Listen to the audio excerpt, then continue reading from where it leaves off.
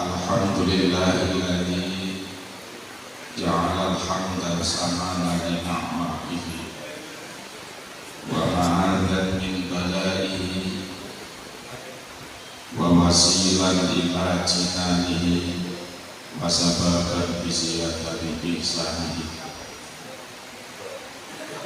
wa salatu wassalamu ala rasulihi nabi rahmah wa imamil a'immah wa sirajil ummah wa ala alihi wa ashabihi alladhina tabau sunanahu wa adabah la hawla wa la quwwata illa billah amma ba'da.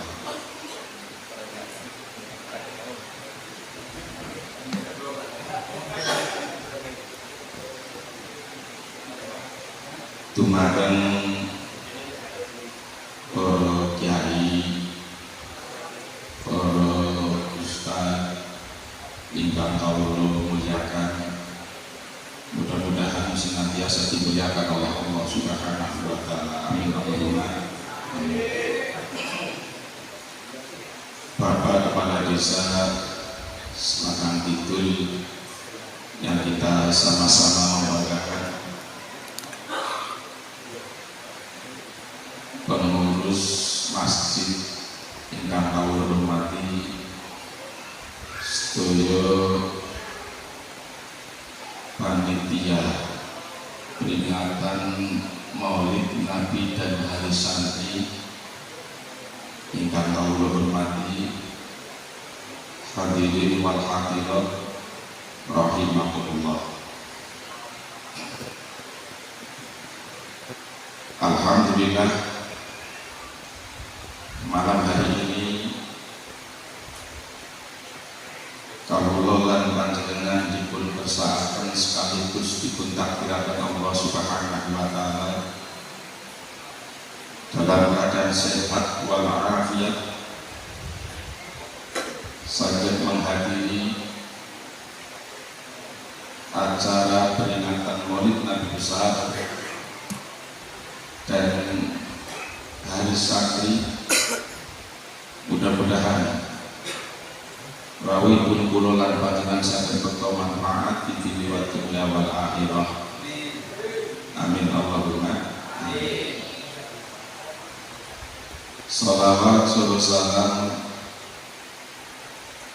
semoga senantiasa terlimpahkan tersanjungkan dumateng junjungan kita Nabi Agung Nabi besar Nabi Muhammad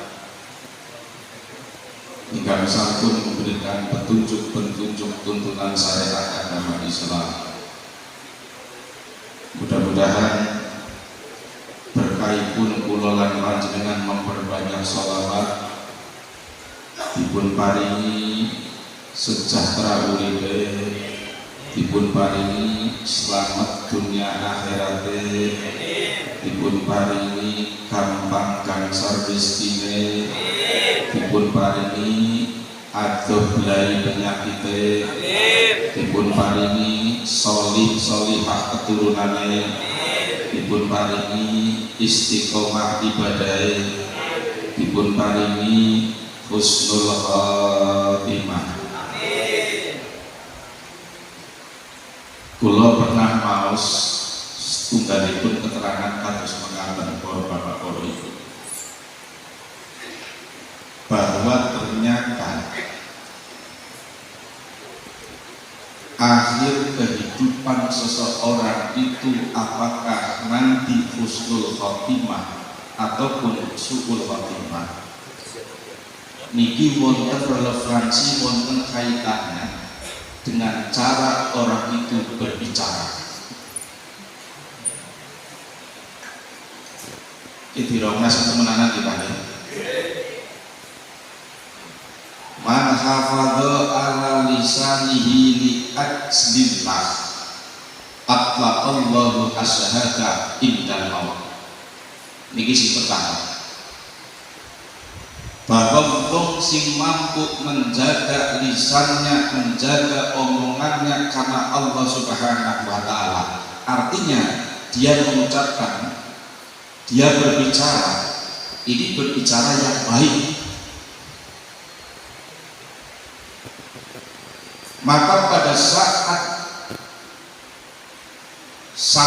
sakratul maut atlaqallahu asyhadata indal maut.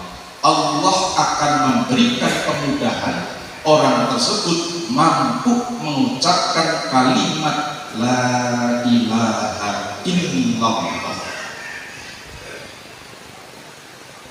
Padahal wonten hadis Rasulullah sallallahu alaihi wasallam, man qala fi akhir kalamihi la ilaha illallah dakhala jannah. Barang siapa yang di akhir hayatnya, di akhir kehidupannya mampu mengucapkan kalimat la ilaha illallah, maka orang tersebut termasuk calon penghuni surga. Amin Allahumma. Nah sing ngerti iki sing kados mekaten Pak. Niki yang kedua. Wa man sarraha ala lisanihi fi auratin nas. Iki dhewe sing temenanan Pak, saya setuju. Kedene iki. Barang siapa yang mengumbar ucapan, mengumbar omongan,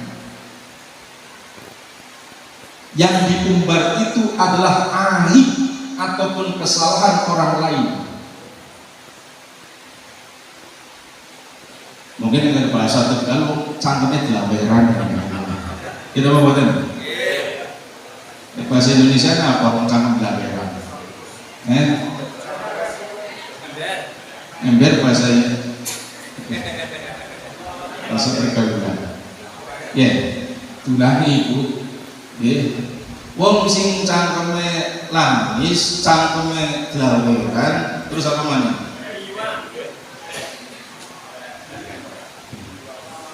Ini kalau sampai menjelang kematiannya tidak bertobat, dia punya karakter dibawa sampai mati, suka mengumbar, mengekspos, menyebarluaskan kesalahan dan aib orang lain, maka akibat yang akan ditanggung ini sangat mengerikan sekali. Allahu asyhada indal maut, maka pada saat menjelang kematiannya mulutnya terkunci datik, tidak bisa mengucapkan kalimat syahadat. Jangankan lafaz Allah, jangankan lafaz la ilaha illallah, lafaz Allah yang singkat mawon niki mboten saged. Niki gara-gara cangkeme glaweran. Kira-kira panjenengan percaya atau mboten bahwa dosa itu bisa nular? Percaya atau mboten? Tak ulangi, percaya atau mboten dosa bisa nular? Percaya atau mboten? Jere siapa? Jere siapa Pak? Ya ini belum nerangna.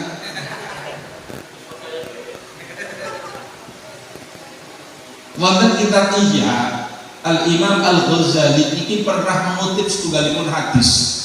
Niki supados kula lan panjenengan iki rada rekitik ari ngrasani, ari ngomongi kesalahane wong liya. Man ayyaro bil dzambi qad taba lam yamut hatta ya'mala.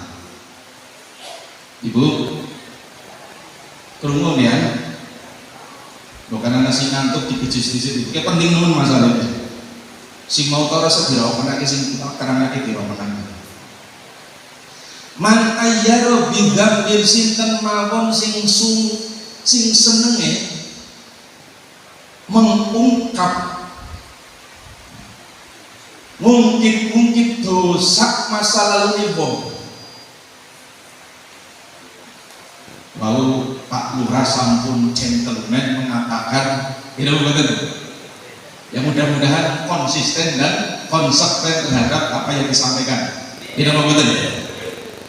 Memang kalau bicara jujur Pak, lakal wong ning alam dunia ini lurus mesti ana peyang penjole. Tidak betul. Panjenengan pasti mengenal yang namanya sosok Sayyidina Umar bin Khattab. Beliau bukan hanya ditakuti oleh manusia, sampai golongan jin niki mawon niku wedi. Buktine napa? Barangkali orang-orang tua kita ini yang masih mengenal kemien kue anggara lawang pintu gitu mau kan? Biasanya ini buri ditulisi Umarul Faruq. Karena tulisan kayak gue. Ternyata wonten setunggalipun keterangan mengatakan bahwa pintu ataupun jendela yang kemudian ditulisi Umarul Faruq golongan jin, golongan daripada makhluk halus niki boten wantun mlebet wonten panggenan ibu. Persoalan nih, angger sing nulis sampean mandiorane nyong ya ora paham.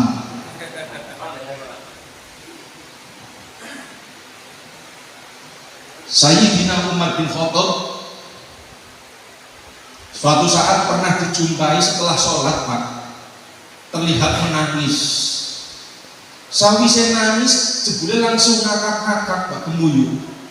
Bayangkan seorang Amirul Mukminin, pemimpin umat Islam, kayak mungkin sekarang itu presiden, ujuk-ujuk sawise sholat kemudian nangis, sawise kemudian gemuyu ngakak-ngakak. Pasti panjenengan mempunyai penilaian Sayyidina Umar bin Khattab, mohon maaf itu pasti lagi boten sehat.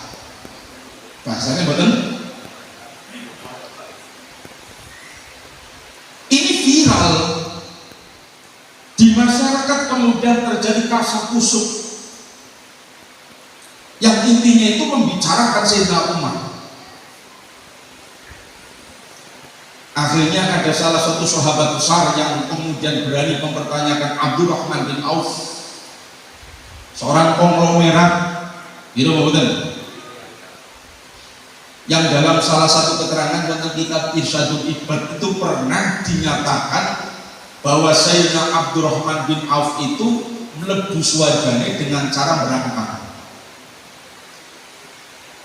Kisahnya kados mekaten Pak, ini saya potong dulu ini. Ceritanya Sayyidah Aisyah radhiyallahu anha ini bersama dengan sahabat-sahabat wadon kumpul wonten griyane Sayyidah Aisyah. Jebule wonten rombongan kafilah sejumlah 700 onta beserta daripada momotan yang dari tanah Syam, kalau sekarang Irak, diketuai oleh Abdurrahman bin Auf. Sehingga karena rombongan besar itu menimbulkan gemuruh. Gemuruhnya budak-budak ya kalah Pak. Tidak mau ngeten. Sayyidah Aisyah itu tanglet, wonten suara nopo? Dijawab oleh kemudian sahabat wadon yang lain, niki wonten rombongan kafilah dagang Abdurrahman bin Auf yang habis kemudian dagang dari Syam kemudian wangsul wonten Basrah Madinah. Ketika Siti Aisyah radhiyallahu anha Amirul Mukminin, Ummul Mukminin, mendengar kalimat kata Abdurrahman bin Auf, beliau langsung mengatakan bahwa Abdurrahman bin Auf masuk surga, tetapi masuk surganya Abdurrahman bin Auf dengan cara berangkat. Bayangkan Pak, beliau seorang yang sangat dermawan. Bahkan janda-janda perang Uhud, perang Badar yang menghidupi selama ini adalah Abdurrahman bin Auf. Tapi kemudian dinyatakan oleh Siti Aisyah bahwasanya beliau masuk surga tapi dengan cara merampok. Akhirnya nopo Pak? Ini didengar langsung oleh Abdurrahman bin Auf. Sehingga kemudian Abdurrahman bin Auf itu menyatakan langsung kepada Siti Aisyah, wahai Ummul Mukminin, apakah benar bahwasanya Kanjeng Nabi pernah menyampaikan bahwa saya masuk surga tapi dengan cara berangkat? Dijawab oleh Siti Aisyah radhiyallahu anha, benar. Apa yang dinyatakan oleh Abdurrahman bin Auf? Kalimatnya begini Pak, ini terjemahannya. Kalau saya bisa masuk surga dengan cara berdiri dengan seluruh hasil dagang dari Syam, 700 ekor onta beserta dagangannya, maka akan saya jariahkan semua sebagai tebusannya. Maka pada saat itu Pak, 700 ekor onta beserta hasil dagangnya pisang itu semuanya dijariahkan semata-mata untuk menebus supaya masuk surganya tidak dengan cara berangkat lagi, tetapi dengan cara berjalan. Niku Abdurrahman bin Auf. Angger kula lan panjenengan ta sedekah 20.000 gantinan bae, Pak. Dianggap paling gede dewek ya. Jadi mau mboten? Apa mani Gus kaya di siaran di masjid, jadi mau mboten? Nah, ini kembali mari Abdurrahman bin Auf. Sehingga Abdurrahman bin Auf bertanya kepada Sayyidina Umar bin Khattab tentang perilaku suami seseorang menangis kemudian tertawa terbahak-bahak yang menjadikan kemudian masyarakat itu kasak kusuk. Akhirnya Sayyidina Umar bin Khattab itu menyampaikan dan menyatakan seperti ini, Pak. Wahai Abdurrahman bin Auf, kenapa setelah saya sholat kadang saya terlihat menangis kemudian tertawa, atau sebaliknya kadang saya tertawa kemudian menangis karena teringat pada waktu zaman saya sebelum masuk Islam.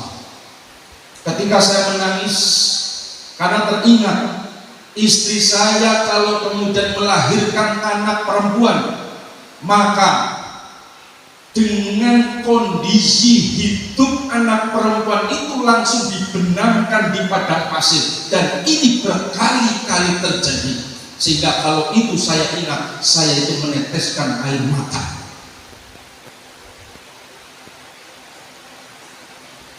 Nah terus kalau kemudian panjenengan itu terlihat setelah menangis kemudian tertawa,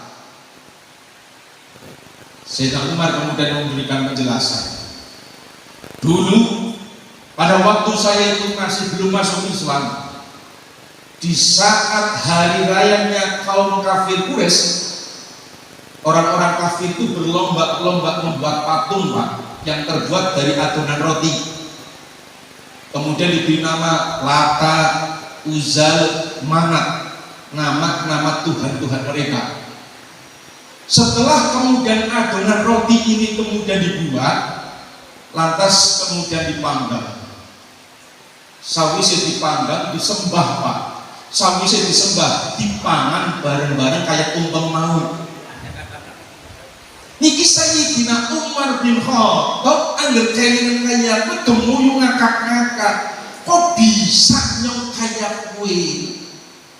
Lah wong pangeran kok dipangan? Lah wong pangeran itu kemudian dibuat. Sawise dibuat, disembah, kemudian dipangan bareng-bareng. Makanya disebut dulu dengan zaman jahiliyah.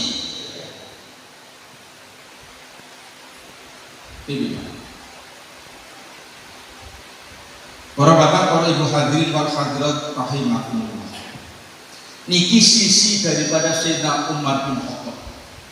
Tapi setelah beliau itu masuk Islam, menjadi khalifah, menjadi di antara salah satu khulafaur rasyidin, termasuk khalifah yang banyak sekali jasanya dalam pengembangan Islam adalah Sayyidina Umar bin Khattab.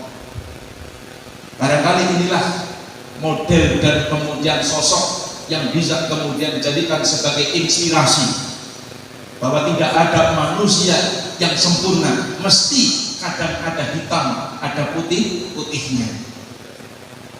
Makanya mohon maaf sekali, panjenengan anggur anak ustadz kiai waktu menyampaikan isyhadul janazah itu kan biasa begini, para bapak, para ibu, ini kalau menyaksikan mayit ini mayit saya nopo saya, kan dia ya. Kira-kira jawabannya panjenengan ada orang cocok tiba coba. Mungkin anak sih ngomong saya kok tiba, wong hari ketemu nyombe, orang kan ibu ya. Begini, kita akan memberikan penjelasan secara objektif menurut daripada hukum. Tapi yang pantakon dingin, tolong dijawab dengan objektif dan dijawab dengan jujur. Misalnya ini selarangnya analbum sing kenteng jamaah Pak, kenteng ibadah, tapi medit temen. Pokoknya harus medit dan nomor siji lah. Kira-kira termasuk wong sing apik atau wong sing ala, Pak? Dijawab coba. Ana wong selarang kenteng jamaah, kenteng kemudian ibadah, Tapi medit nemen Pak. Tolong dijawab. Kowe wong sing apik apa wong sing ora apik? Ora apik. Kenten salate lho Pak. Kenten salate. Jereke apik, jerekane kenten salate ora apik gara-gara medit. Saiki tak wali. Ana wong sing ora patiya katon ibadah. Itu mboten. Tetapi lomane lakala kadrumawane itu luar biasa. Pembangunan masjid, pembangunan musola, pembangunan madrasah, dia nomor 1 dalam dermawan. Tetapi masalah ibadah ora patiya katon. Kira-kira wong apik apa wong elek? Ora tau sholat, Pak. Ora tau sholat. Sampai wani ngarani apik.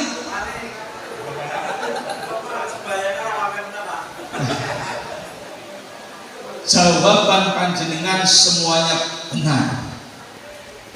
Andaikan misalnya ada ustadz yang pertama mengatakan mayit ini mayit saya nopo saya, padahal mungkin kan medit teman misalnya, tapi sholatnya keneng.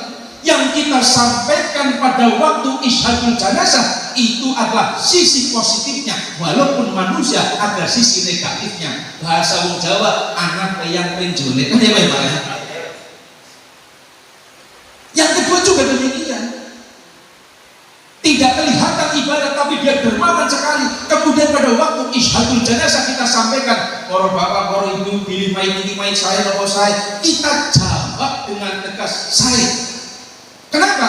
Yang sedang kita saksikan adalah kesayangannya dalam hal dia itu sebagai orang yang dermawan. Sekalipun kita tidak menafikan wong kuwe orang kelihatan ibadah itu benar. Kecuali ini wonten syarat. Kecuali orang yang mujaharah bifisihi. Kalau dalam istilah kitab itu seperti itu.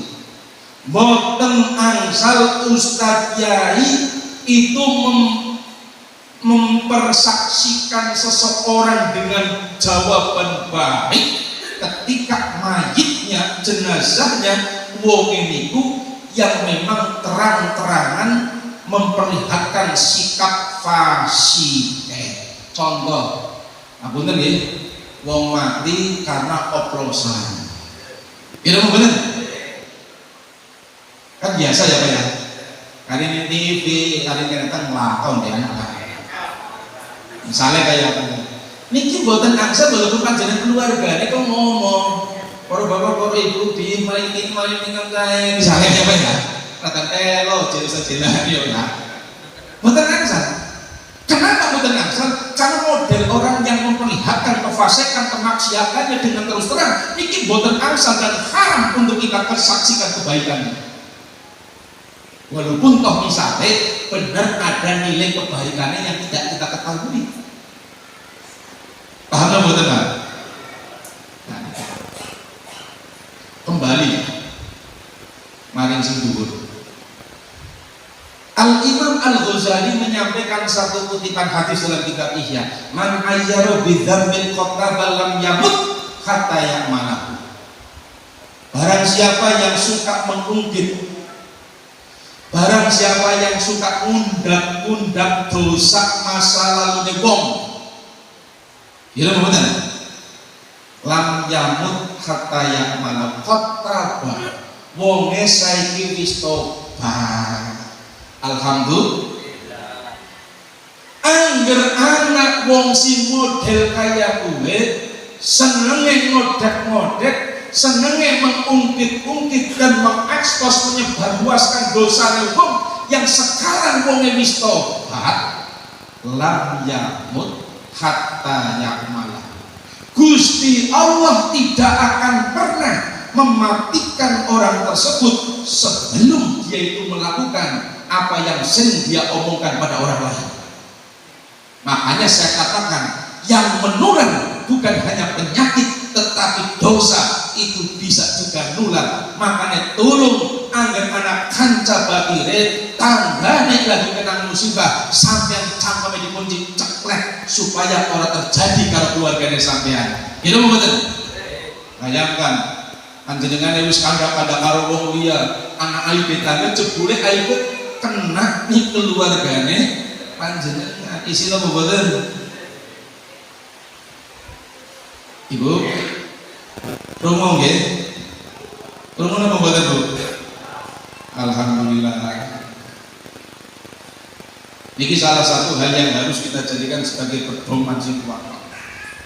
Karena kalau bicara kemudian mengenai dosa wong liya lah, ari ngomong mesti sedep nemen ya Bu ya. Kira apa betul? Pasti saat kemudian kita menikmati. Para bapak, para ibu hadirin wal hadirat rahimakumullah. Iki mukadimah. Berarti niki sing kula badhe maos niki masalah Maulid Nabi dan hari santri. Tapi hari santri kalau Al Ustaz Jilani supaya berapi-api menerangkan di bagian dengan ilmu cocok logi. Ilmu cocok logi itu biasanya huruf-hurufnya itu dibuat sebagai isyarat. Niki boten-boten pedoman yang asli.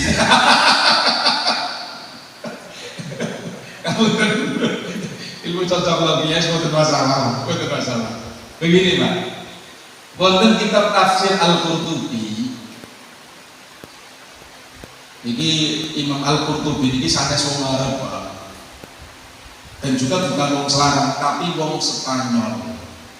Al-Qurtubi Al-Andalusi. Sing panjenengan kalau sekarang mengenal itu Barcelona kemudian Real Madrid. Gini benar. Ya sing supaya paham kayak apa lah wis ngomong. Imam Qurtubi dalam salah satu tafsirnya itu pernah memberikan penjelasan seperti ini. Inna iblisa ronna arba'a ronnati, bahwa sesungguhnya iblis panglimanya setan.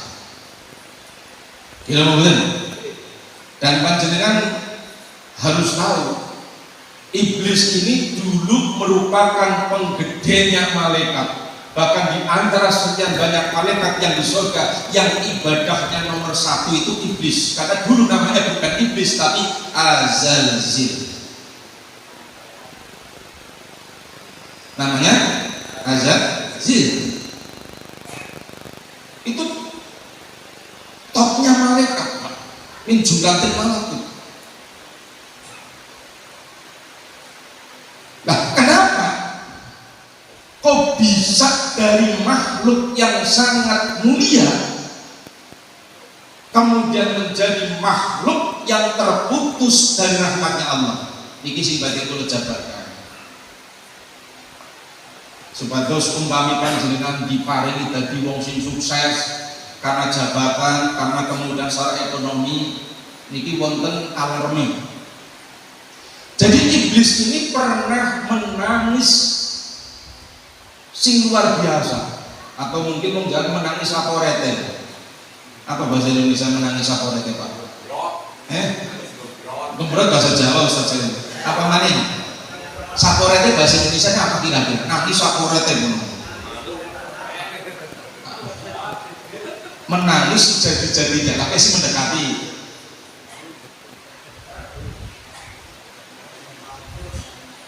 Kalau iblis ini menangis biasa, kan memang dalam riwayat hadis sering disampaikan. Bahkan panjenengan perlu paham bahwa setiap ada wong mukmin, wong Islam kemudian meninggal dunia, iblis pasti menangis. Setan nangis, Pak. Bisa kan ya berat jeneng Islam.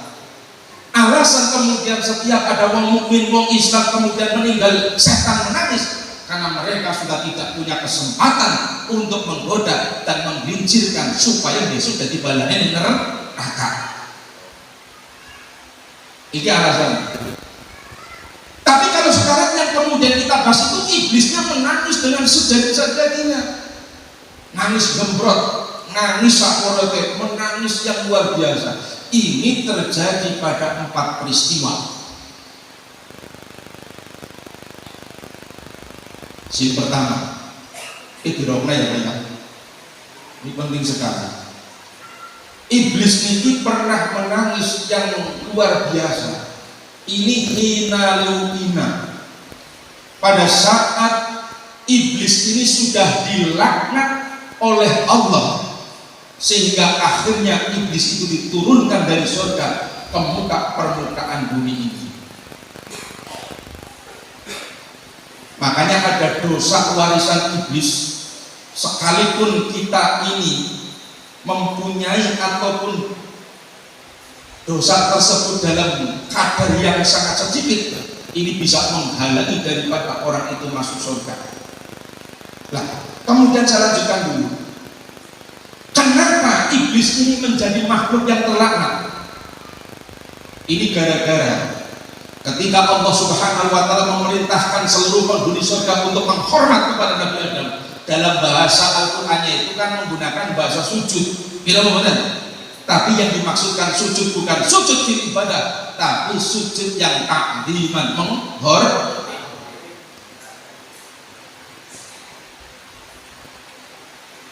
Ketika Allah memerintahkan penghuni surga untuk menghormati Nabi Adam, muncul sikap tinggi hati, sikap jumawa, sikap sombongnya iblis, sehingga semua penghuni surga menghormati Nabi Adam. Iblis itu menolak, sehingga dikatakan aba wastakbara wa kana minal kafirin. Niki Pak, ini yang menjadikan iblis yang tadinya merupakan makhluk yang termulia pada waktu di surga, ini lantas menjadi makhluk yang terlaknat.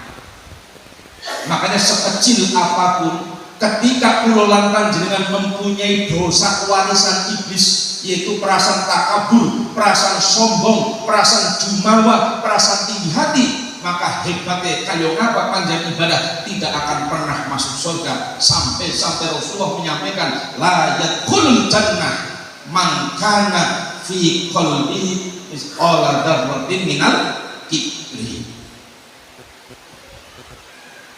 Tidak akan pernah masuk surga. Kalau melihat tentang tafsiran tidak masuk surga itu memang bukan selamanya Pak, tapi tidak masuk surga dalam rombongan yang pertama. Karena ahlus sunnah wal jamaah niki punya keyakinan wong kowe walaupun toh kemudian dosane sundul langit, sing penting mati dalam keadaan iman dan Islam, besoknya bakale tetap mlebu swarga. Tapi sawise dilebokkan ing neraka dhisik.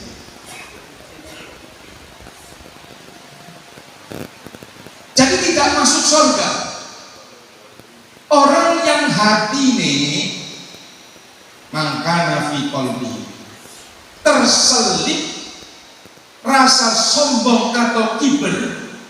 Ini mau benar. Sekalipun volume rasa sombongnya itu misqala dzarrah. Ini para ulama terjadi khilafiyah memaknai misqala dzarrah.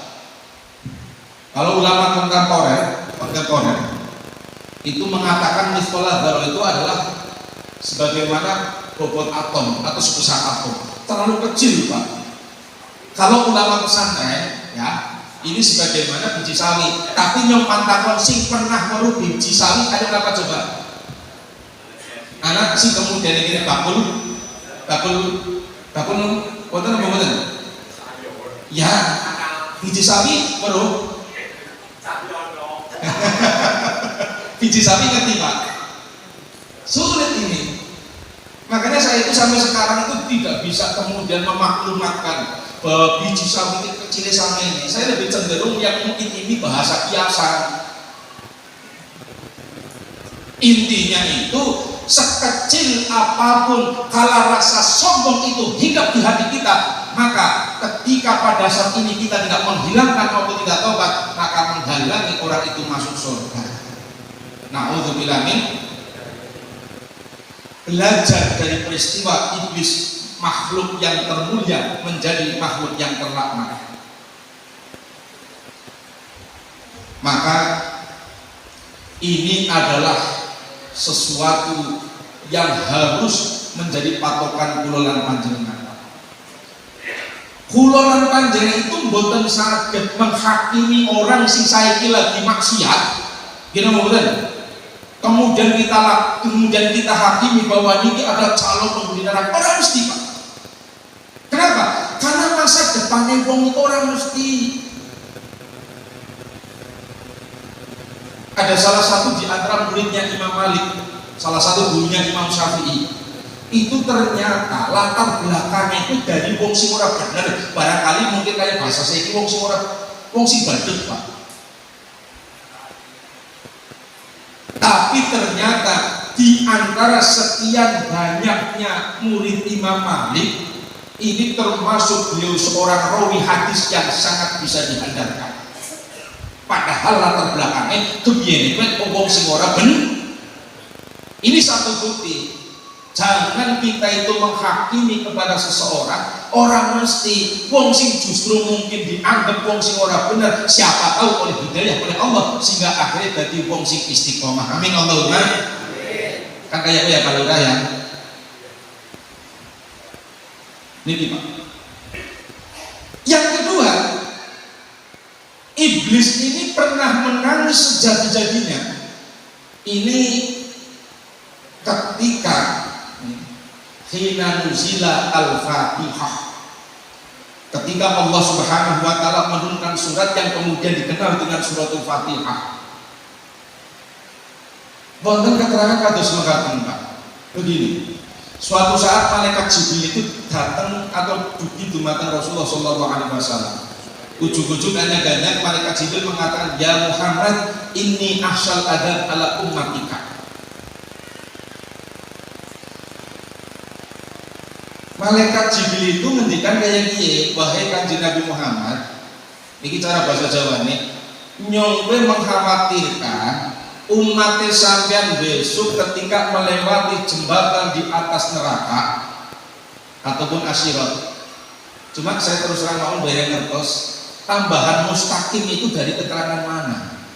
Orang biasa mengatakan jembatan di atas neraka jahanam itu biasa disebut siratal mustaqim. Apakah karena sudah kadung biasanya kita membaca suratul Fatihah ihdinas siratal mustaqim? Tapi kalau kemudian melihat gambaran jembatan di atas neraka itu rasanya tidak mungkin disebut al-mustaqim, Pak. Nanti saya jelaskan. Jadi malaikat Jibril itu mengkhawatirkan umat Nabi Muhammad kulolan panjenengan itu pada waktu melewati jembatan di atas neraka ini boten lurus alias akan terkena azab. Alasannya nopo? Jembatan di atas neraka Pak, ini kalau kemudian digambarkan, ini adalah lebih kecil dibandingkan rambut.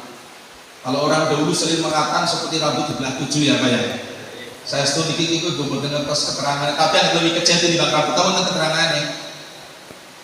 Yang kedua, orang mau lebih kecil tinimbang rambut, tetapi jembatan yang membentang di atas neraka jahanam itu luwih tajem tinimbang pedang.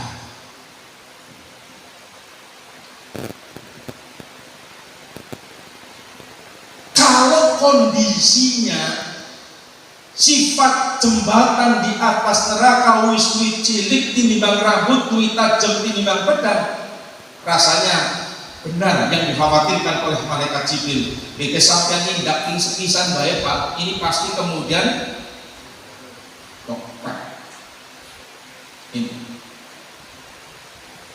ini kekhawatiran yang dirasakan oleh malaikat Jibril. Dan dalam riwayat kamu dengan memang apalagi sekedar masalah kisahnya, persoalan masalah hukum saja itu terjadi khilafiyah. Jembatan yang membentang di atas neraka ini kalau kemudian kita lakoni itu jarak 3000 tahun. 1 tahun 1000 tahun kita mendaki. Nah makanya saya katakan kenapa kalimat al-mustaqim itu nggak cocok untuk mensifati jembatan di atas neraka. Kenapa? Karena jembatan di atas neraka itu bukan lurus. Kalau sirat al-mustaqim kan jalan yang lurus. Jembatan di atas neraka besok ketika kulolan panjenengan melewatinya itu jarak 1000 tahun kita mendaki. Bayangkan Pak Ibu, 1000 tahun kemudian kita menuruni, baru 1000 tahun jalannya lurus. Padahal kalau kemudian kita bicara tentang tahun akhirat, ini kalau kita konversi 1 hari tahun akhirat, 1 hari di akhirat itu laksana 1000 tahun di alam dunia. Kalau kita kalkulasi 3000 tahun kali 1000 kira waktunya. Makanya wajar kalau malaikat Jibril ujuk-ujuk hanya mengatakan kepada Nabi Muhammad bahwa saya punya khawatir umatnya sampai orang bisa kemudian selamat ketika melewati jembatan di atas neraka.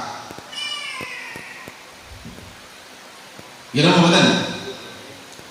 Tapi masih ada celah para bapak para ibu, supaya panjenengan gue waktu melewati jembatan di atas neraka niku digendong dari malaikat. Pengen apa betul? Nah, ini agar kepengen tak sebutkan konten keterangan kitab Hilyatul Auliya. Iki ora kasih tenangan ya Pak ya. Di dalam kitab Hilyatul Auliya ini konten keterangan terus mengatakan, ya sebenarnya banyak keterangannya, tapi ini yang lebih kemudian sesuai dengan teks hadis. Jadi man qara'a fi maradihi qul huwallahu ahad, ya, alladzi yamutu fihi. Barang siapa sing lagi meriang jahat, meriang yang menghantarkan orang itu meninggal dunia, kemudian dia itu membaca qul huwallahu ahad Allahus samad lam yalid wa lam yulad wa lam yakul lahu kufuwan ahad, membaca suratul Ikhlas tidak berbilang. Namun lagi meriang jahat kok misalnya mbok sampai maca qul huwallahu 100 lah boro-boro itu ngapunten wong lagi maca be untung bisa kok kontin 100. Ini enggak ada bilangannya, pokoknya maca qul huwallahu ahad. Wong sing lagi meriang jahat, kenapa saya kata meriang jahat? Karena disifati meriang alladzi yamutu fihi, meriang yang nanti menghantarkan orang itu meninggal dunia, makanya meriang sing jahat. Orang yang sedang sakit parah kemudian membaca qul huwallahu ahad ataupun suratul Ikhlas, maka Allah akan memberikan 3 anugerah yang luar biasa. Yang pertama, lam yuftan fi qabrihi. Itu orang sing tua-tua. Ya nu kita mau meninggal ke orang tua nom ya kaya. Cuma dia pentingnya gubung sing tua, biasanya sing riang-riangan. Kalau kan riang-riangan kok daripada kemudian sambat-sambat terus kon maca suratul Ikhlas.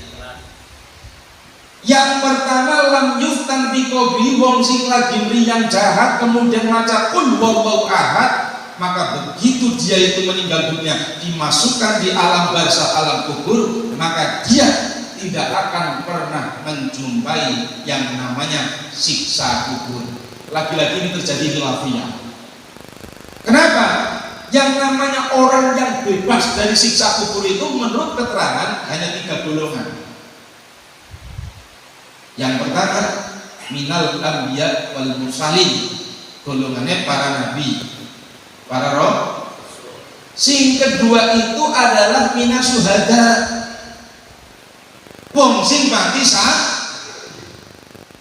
sampai Pak di dalam kitab Is'adur Rafiq sarai kitab Sulatul Taufik Pak, wong yang mati syahid itu bukan hanya dijamin masuk surga, tetapi bisa nyafaati keluarganya mlebu swarga kabeh nganti 70 wong. Tadi ngomongin mati di situ. Yang karena mati syahid mestinya mati Makanya kenapa jenazah orang mati syahid perlakuannya beda? Wong mati syahid boten angsal dipun sholati, boten angsal kemudian diadusi. Kenapa? Karena masyhudun fil jannah. Wong tujuannya sholat itu untuk memintakan pengampunan, memintakan rahmat maring jenazah. Sementara wong sing mati syahid dijamin lebu tapi wonten syaratnya bojone Pak. Dan kemudian orang duit tanggungan utang sakul adanya. Di dalam kitab Irsyadul Ibad ini wonten keterangan yang dia Pak. Kemudian waktu perang Khaybar, pokoknya kira-kira perang Khaybar saya Pak. Kalau saya takon perang Khaybar sih perang saya yang apa jangan takon aja lagi. Kemudian waktu terjadi perang Khaybar, ini ada salah satu sahabat yang terbunuh waktu perang. kalau kita melihat tentang definisi dan keterangan orang sing mati syahid, berarti wong sing terbunuh pada saat waktu perang berarti sudah termasuk dia itu adalah betul-betul syahid. Makanya viral Pak, di mana-mana ketika ada wong kumpul wong sing terbunuh, sahabat sing terbunuh pada waktu perang Khaibar itu dipuji, fulanun syahidun, fulanun syahidun, fulanun syahidun. Di mana-mana itu kemudian memuji sebagai pahlawan Islam. Ya karena memang perang kemudian terbunuh. Sampai akhirnya didengar oleh Rasulullah SAW. Apa jawaban dan tanggapan Rasulullah ketika mendengar ada sahabat yang terbunuh pada waktu perang Khaibar, sementara masyarakat itu sepakat mengatakan dia pahlawan Islam. Makanya aja gampang kemudian memberikan sebuah predikat Pak. Hakikatnya bukan ngertos. Ternyata Kanjeng Nabi itu menanggapi, menjawab boten sami kali tanggapan masyarakat. Masyarakat menganggap wong sing terbunuh waktu perang Khaibar ini adalah wong sing mati syahid, otomatis calon penghuni surga. Kanjeng Nabi mengatakan inni ra'aituhu finnar. Bayangkan Rasulullah ini berbalik dengan tanggapan masyarakat. Masyarakat menyatakan rajulun syahidun, itu otomatis dia akan menjadi penghuni surga. Kan Nabi mengatakan bahkan saya melihat orang tersebut besok ditempatkan di neraka.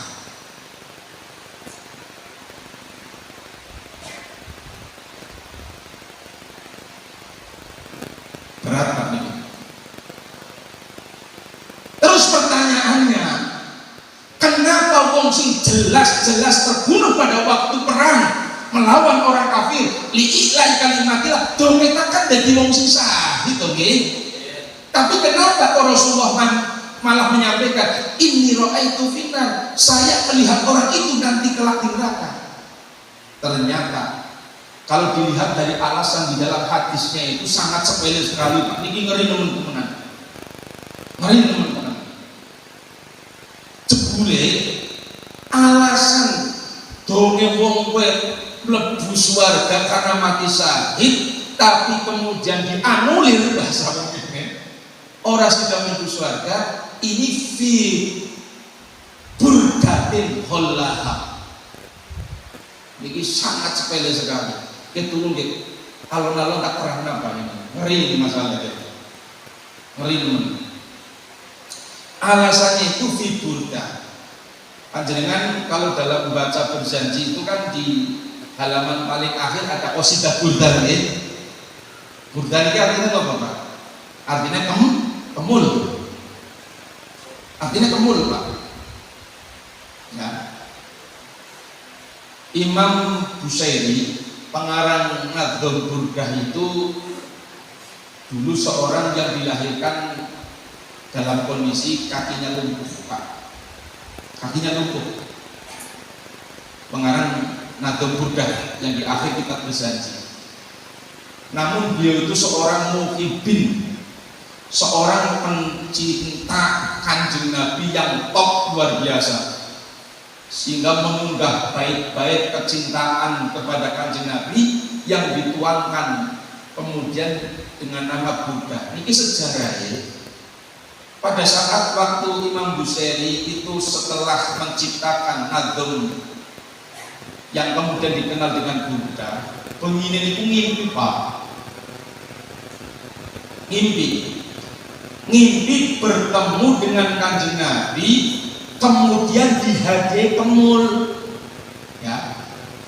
Disko kemul kayak semacam kemudian inilah kayak serba tapi yang gede, dipakaikanlah maring Imam Busairi kemul tersebut. Dan ajaibnya, amazingnya Pak, begitu bangun tidur Imam Busairi yang sejak lahir dalam keadaan lumpuh total ini bisa berjalan normal.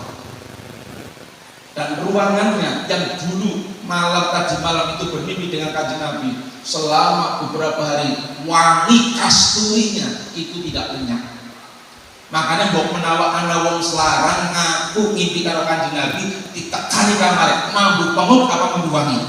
Karena kalau kemudian dia ngimpi dengan Kanjeng Nabi itu pasti pagi harinya kamarnya itu masih semerbak harum wangi. Kata bukan anak ya. Urusan kemudian dibantah, tekani baik kamare mau pemut apa membuangi. Karena di antara sekian tanda-tanda bahwa wong ngimpi Kanjeng Nabi, tempat sing kanggo turune wong itu tidak kemudian baunya itu bau yang biasa, Pak. Itu selama beberapa itu akan bau harum. Nah, kembali mana wong sing perang Pak.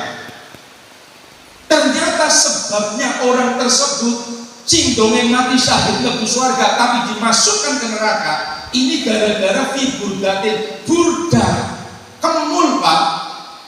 Kemule wong kafir sing maune terbunuh ini kan dalam konsep Islam bahwa angger ana wong Islam mateni wong kafir itu hartanya namanya ghanimah. Dalam tata cara pemilikannya 4/5 itu milik wong sing mateni wong kafir, 1/5 mlebu Baitul Mal. Tapi syaratnya diserahkan maring Amirul Jais Panglima Kueta.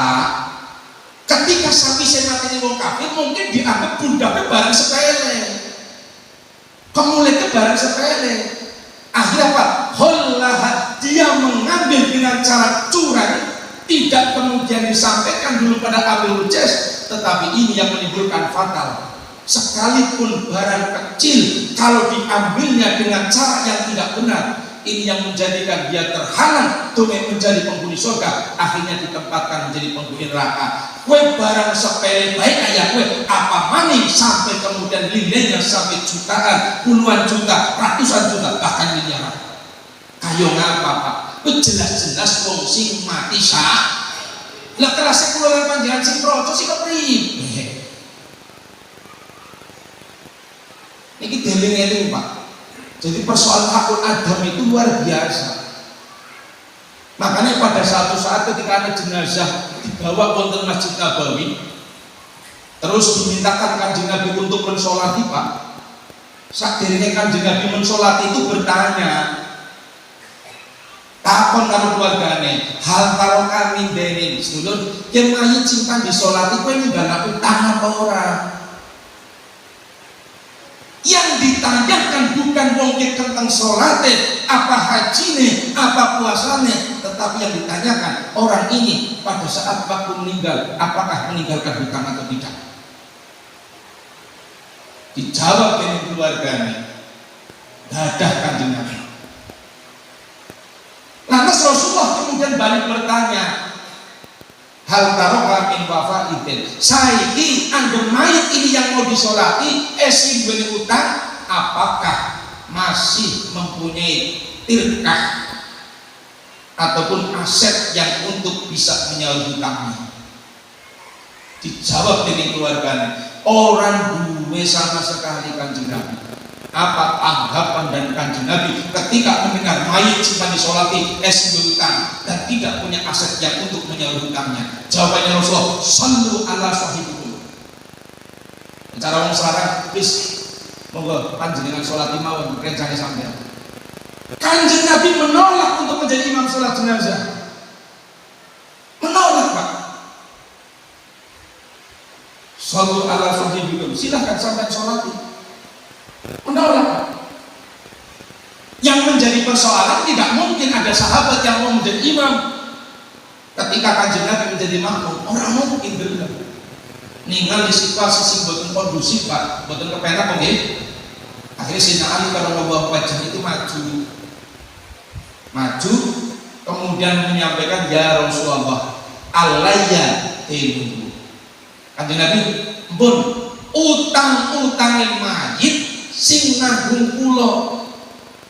Padahal Sayyidina Ali dengan mayit itu tidak ada hubungan apapun, lah hubungan kerabat, lah hubungan saudara. Tapi Sayyidina Ali kemudian bertanggung jawab untuk nanti nyaur utang ini semata-mata agar supaya Kanjeng Nabi kerso menjadi imam sholat jenazah. Makanya mohon maaf Pak, kalau dalam konsep hukum bahwa utangnya mayit ditanggung keluarganya itu namanya akad hawalah, dan ini bukan main-main. Makanya mohon maaf kan jenengan misalnya atas nama keluarga menyampaikan para bapak para ibu, mulai sekarang utang-utangnya mayit sinang keluarga itu adalah sesuatu yang harus kemudian sampai pegang. Ajak anak kemudian wong nabi barang kaya pun malah ditagih kemudian mati ninggal kamu utang. Makanya tolong ibu sing panjenengan kreditane durung lunas dicatet, aja main gur ibu.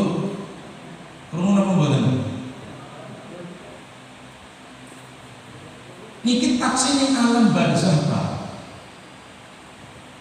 Ada sebagian teman-teman itu, mohon maaf sekali, saya juga nggak tahu dasarnya, ketika meninggal dunia mayit belum dikubur saja ini dipersiapkan fidyahnya. Saya tidak melarang, saya tidak melarang, tetapi dalam konteks masalah hukum ini tentunya yang harus kita prioritaskan ini persoalan hakul adami.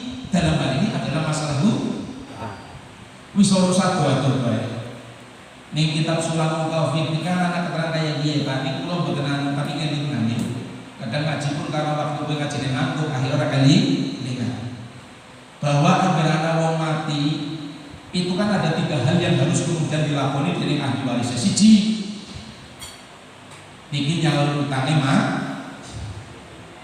Yang kedua, melestarikan wasiat mah. Yang ketiga, angger mayit kuwe termasuk waktu itu sudah wajib haji, maka tirkahnya disisihkan untuk badal haji. Dalam keterangan tidak ada yang menyinggung persoalan masalah fidyah. Kenapa? Sekali lagi dalam konsep Imam Syafi'i fidyah ini adalah transfer pahala sedekah Pak. Jangan punya anggapan bahwa kemudian ninggalkan sholat lantas dosanya hilang gara-gara difidyah. Boten keterangan. Wong tarku sholat tinggal sholat apa dengan sengaja, ilmu boten difidyah kayu ngawat tetap dosa tariku sholatnya masih wonten. Paham boten? Iki sing harus panjenengan ngerti. Lah, kembali mari suratul Fatihah. Ketika malaikat Jibril menyampaikan kekhawatiran umat Kanjeng Nabi Muhammad tidak selamat, singkat teruslah suratul Ikhlas sampai suratul Fatihah dingin Pak. Nah, suratul Ikhlas dingin. Mau lam yuftan fi qabrihi.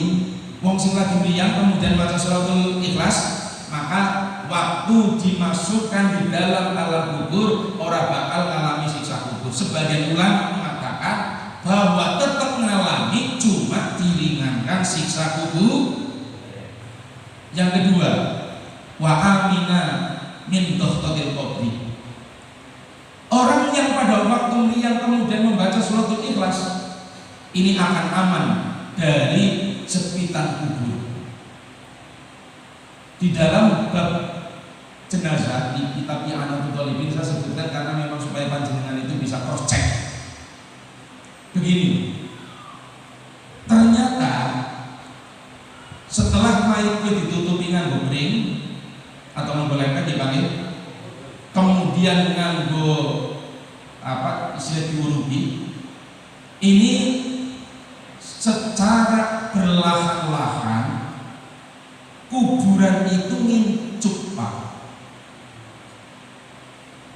Sehingga ada keterangan mal mayit asadu minal lailatil ula farhamu bisodaqah man yamutu. Ulangan panjenengan itu bakalnya menjumpai malam pertama 2 kali Pak. Malam pertama ketika menyiapkan pengantinan, kira mboten. Malam pertama pengantin mesti ya wis panjenengan paham kabeh. Malam pertama yang kedua ini ketika manusia sudah menjadi jenazah, pada saat ditutupi nganggo pring, kemudian diurugi walaupun ngubure waktu awan ketika harus ditutupi dari petang. Ini yang kemudian diistilahkan malam ternyata Pak, ketika mayit dalam keadaan memasuki malam pertama dikubur, ini berbagai macam bentuk sisa kubur sudah diperlihatkan. Asyaddu minal lailatil ula. Makanya kemudian Rasulullah mengajukan farhamu bisodaqah man yamutu, kula lan panjenengan sebagai ahli warisnya untuk bersedekah atas nama orang yang sudah meninggal dunia. Makanya mohon maaf Pak, kayak yang wong kemudian nyolati jenazah orang kaitan di amplop yo ya. Biasanya di selatan amplop ini kira 5 ekor orang ini Pak. Ya, kula hanya pengen itu tradisi yang sangat baik sekali Pak. Cuma jenengan kedah memang diikrarkan. Dia sedekah wong oke. Angger jenengan ora diikrarkan barangkali karena duitnya rika. Duitnya sedekah rika. Dinyatakan. Karena Pak farhamu bisedekah man yamutu. Ketika mayit sudah menghadapi berbagai macam siksa kubur di malam pertama, kemudian Rasulullah mengajukan untuk kita berbelas kasih kepada wong sing wis tinggal dunia dengan cara apa? Dengan cara sedekah di atas namakan orang yang sudah meninggal dunia. Makanya ketika ngebrukna amplop bahasa wong kan uang sholawat ya Pak ya. Mas saya belum pernah menemukan kira-kira relevansinya dinamakan uang sholawat itu apa. Apakah pada saat waktu kemudian ngebrukna ning sakerika karo karena ngesolawatane ya Pak ya. Itu yang member. Ini jenengan harus diikrarkan. Kalau ngelbokna duit ning amplop kuwe domong nake basa tawe boke. Khawatir kalau tidak dinyatakan seperti itu duitnya sampean kemudian sengaja dimasukkan kepada wong sing nyolati. Ini sedekah bukan atas nama Allah tapi atas nama panjenengan. Padahal ini ada keterangan farhamu bisedekah man yamutu. Lah di antara sekian banyak bentuk siksa kubur pada waktu malam pertama, ini dohkotil qom. Dohkotil nincup Pak, jepit. Sehingga wong-wong taksi wonten teng inggile kuburan sedulure anak-anak taksi kubur tanpa sadar kuburan yang dibuat untuk mengubur wong-wong tersebut itu ngincut kemudian jepit sehingga daging badannya itu hancur lebur. Nah, wong sing maca suratul Ikhlas itu wa amina min dohkotil qobi aman.